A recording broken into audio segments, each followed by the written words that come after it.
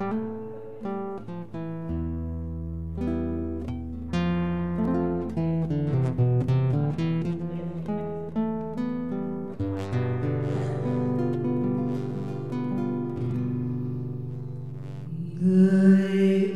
ơi, một chiều nắng tơ vàng hiền hòa, hồn có mơ xa.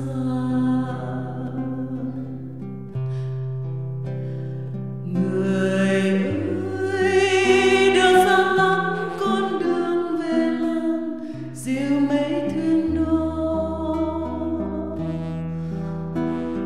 Còn đó tiếng tre êm ru, còn đó bóng đá hẹn hò, còn đó những đêm sao mơ hồn ta mênh mông nghe sao vi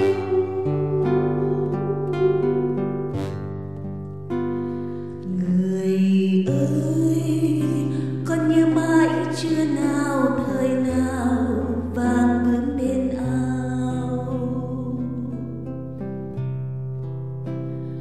Người ơi, con nhớ mãi tiếng ru êm êm buồn trong ca dao.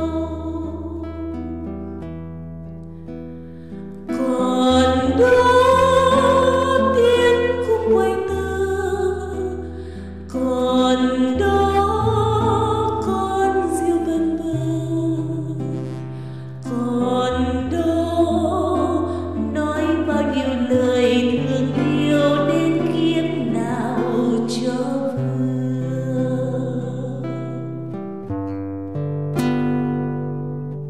ôi những đêm dài hồn vẫn mơ hoài, một kiếp xa xôi buồn sống đưa chân cuộc đời. Lời đường thì nghe vẫn rền trong sương mưa, dù có bao giờ lặng bên đời chờ. Tình nhị hồ vẫn yêu ấm xưa, cùng nguyệt cầm vẫn thương cô tôi, nên hồn tôi vẫn nghe trong mơ tiếng ta nơi chờ mơ hồ. Vẫn thương muôn đời nàng Quỳnh Như thuở đó.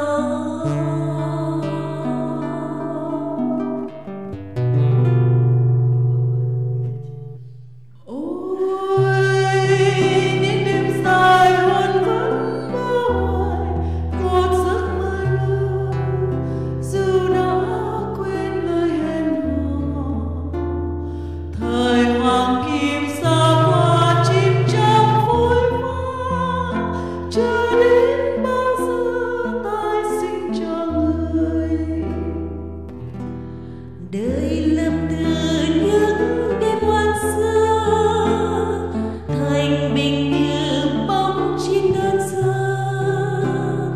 Này đời tàn biến trong hư vô, trên tay từng mùa oan thù. Máu xương tơi bời Nhiều mùa thu.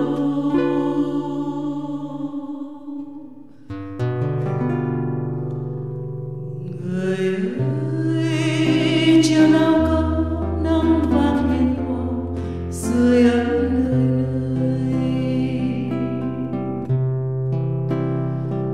Người ơi, chiều nào có thu về cho tôi nhạt lá thu rơi. Tình có đi lên đôi môi, sầu có phai nhòa cuộc đời. Người vẫn thương yêu loài người và yên vui sống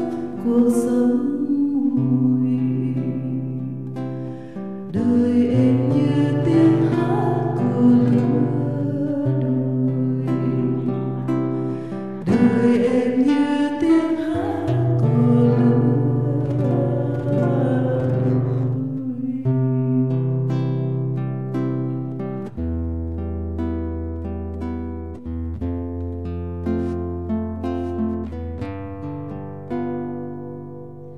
ôi những đêm dài hôn vẫn mơ hoài muôn kiếp xa xôi buổi sớm đưa chân cuộc đời lời được thì nghe vẫn dần trong giấc mơ dù có bao giờ lắm em đợi chờ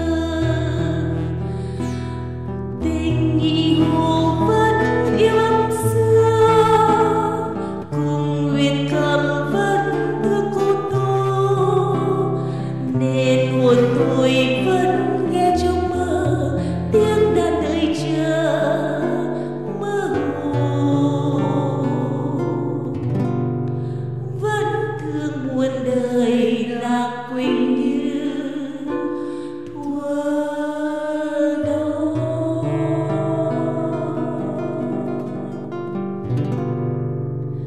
Người ơi, trên nào có nắng vàng hiền hòa sưởi ấm nơi nơi. người ơi, chưa nào có thư về cho tôi nhặt lá thư rơi. Tình có ghi lên đôi môi sầu có phai nhòa cuộc đời người vẫn thương yêu loài người và yên vui cuộc sống